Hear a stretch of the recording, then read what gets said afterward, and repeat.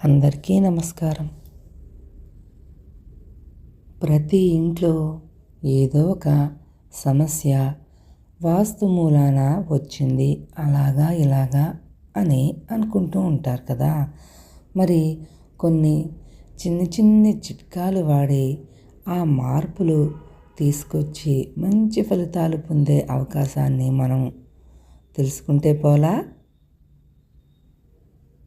ఇంటి వాస్తు మార్పులు చేసుకోవాలంటే పెద్ద మార్పులు చేయాల్సిన అవసరం ఏమీ లేదు.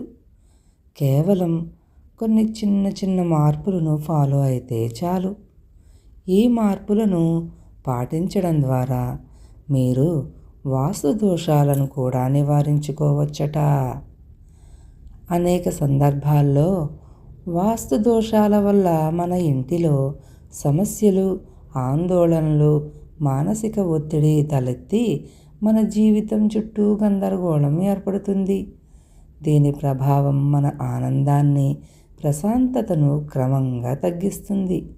అయితే ఈ వాస్తు సమస్యలను పరిష్కరించడానికి చాలా సరళమైన పద్ధతులు ఉన్నాయన్న విషయం గుర్తుంచుకోండి. మరి ఇంటిలో వాస్తు శాస్త్రానికి అనుగుణంగా చేయవలసిన కొన్ని విషయాల గురించి తెలుసుకుందామా. మరి మన వంటగదిలో లైటింగ్ ఉండే దిశ. వాస్తుశాస్త్ర ప్రకారం వంటగది గోపురపు దిశలో ఉండటం అనేది శుభకరం. అయితే ఈ వంటగదిలో సరైన వెలుగులు ఉండటం కూడా చాలా ముఖ్యం.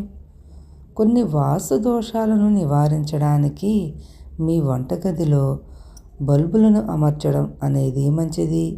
అయితే మన వంటగదిలో ట్యూబ్లైట్లు ఉపయోగించడం కంటే బల్బులను ఉపయోగించండి.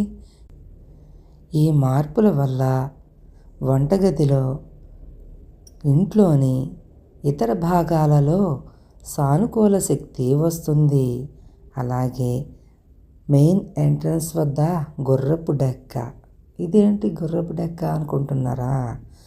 ఇంట్లో ఆనందం, శాంతి కోసం ప్రధాన ద్వారం వద్ద గుర్రపు డెక్కను ఉంచడం చాలా శుభమని వాస్తుశాస్త్రం చెబుతూ ఉంటుంది. ఈ పరిష్కారాన్ని పాటించడం వల్ల ఇంట్లో నెగిటివ్ ఎనర్జీ ప్రవేశించకుండా కాపాడుతుంది. గుర్రపు డెక్కను రెడ్ కలర్ క్లాత్లో ఉంచి ఎంట్రన్స్ వద్ద పైన ఉంచడం మంచిది. మీరు వస్తూ వెళ్తూ ఉంటే తలకు తగలకుండా సెట్ చేసుకోండి. అంటే మనం దిష్టికాయ అది కట్టుకుంటూ ఉంటాం కదండి, అలాగే స్పటిక అవి కడుతూ ఉంటాం కదా.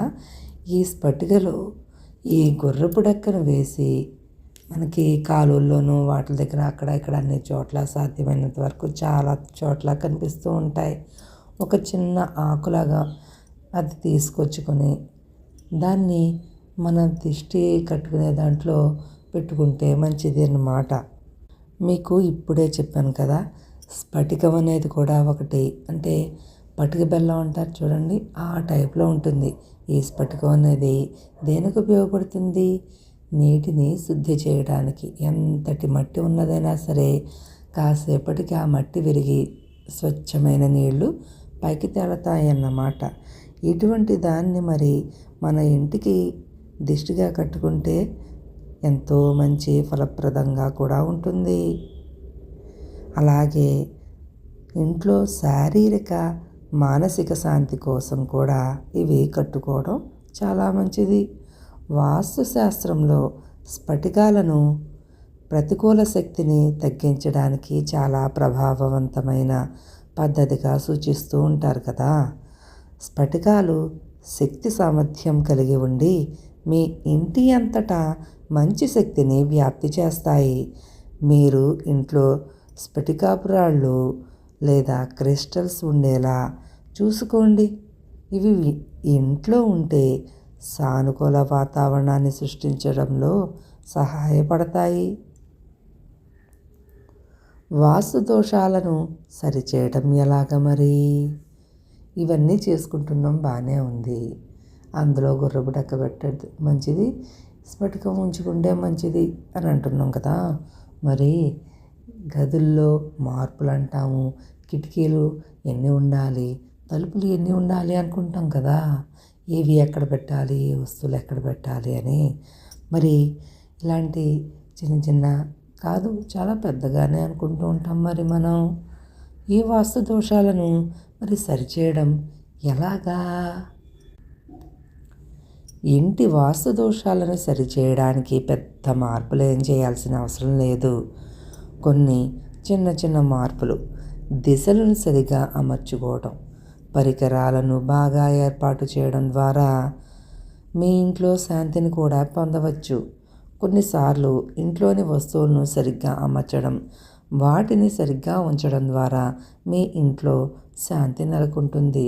ఉదాహరణకి మనం ఈశాన్య మూలల్లో ఒక్కొక్కసారి చూడండి బరువులు అవన్నీ పెట్టేస్తూ ఉంటాం. కానీ అలాంటి పనులు అవి చేయకుండా ఈశాన్యం మూల ఖాళీగా ఉంచుకోవాలి.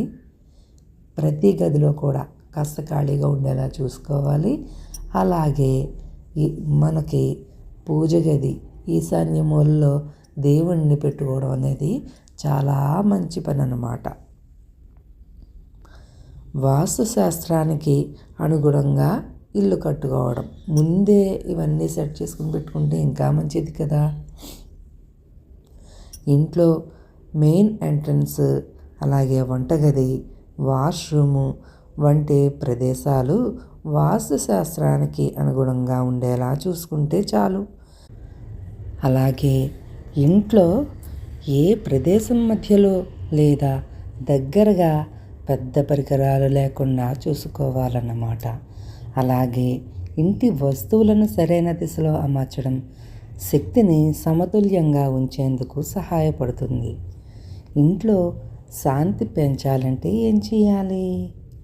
ఇంట్లో శాంతి, ఆనందం, శ్రేయస్సు పెంచుకోవడానికి కొన్ని ముఖ్యమైన వాస్తు చిట్కాలు పాటించడం అవసరం. ఇంట్లో ప్రతి దిశను సరిగ్గా అమర్చడం, వాస్తుశాస్త్రానికి అనుగుణంగా ఉండటం, వాటి వల్ల ఇంట్లో శాంతి పెరుగుతుంది. చిన్న చిన్న మార్పులు చేయడం ద్వారా ప్రతికూల శక్తిని కూడా తగ్గించవచ్చు.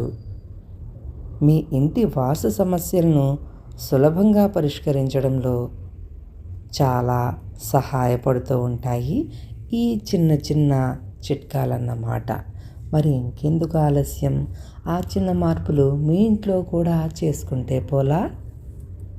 అలాగే ప్రతిరోజు తప్పకుండా మీకు కానీ ఆదిత్య హృదయం కానీ సూర్యాష్టకం కానీ వస్తే తప్పకుండా ప్రతిరోజు చదువుకోండి.